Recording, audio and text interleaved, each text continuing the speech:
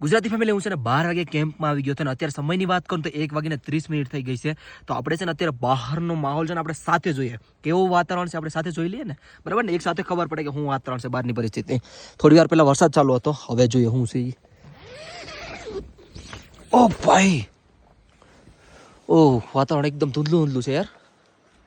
ઓહ, આ કેમ્પની ઉપર જે પ્રમાણે દેખાય છે ને એ પ્રમાણે છે ને વરસાદ આવેલો છે. હા, વરસાદ આવેલો છે બહુ, એટલે બહુ. અહીંયા પણ પાણી છે, વરસાદ છે થોડો થોડો, બાકી આખું ઊંધું થઈ ગયું છે. અને સમય તો મેં તમને કહી જ દીધો છે, 1:30 થઈ ગઈ છે. અને કેદાર ઘાટીમાં છે ને મસ્ત મજાનો માહોલ છે, પણ વરસાદ પણ છે. ઠંડો માહોલ થઈ ગયો ભાઈ, એકદમ ઠંડો માહોલ થઈ ગયો. વાદળે એકદમ ક્લોઝ થઈને જાય છે, જો ધૂંધલું થઈ ગયું ને. અને તારીખની પણ વાત કહી દઉં ને તો આજે 14 તારીખ થઈ ગઈ છે. અને માહોલ જો એકદમ ધૂંધલું છે, આજુબાજુમાં કંઈ નથી દેખાતું.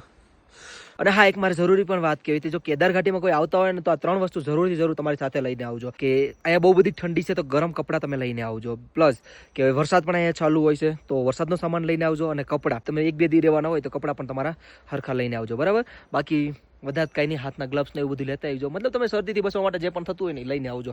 જય શ્રી કેદાર, હર હર મહાદેવ. વરસાદનો પણ સામાન ભૂલતો નહીં.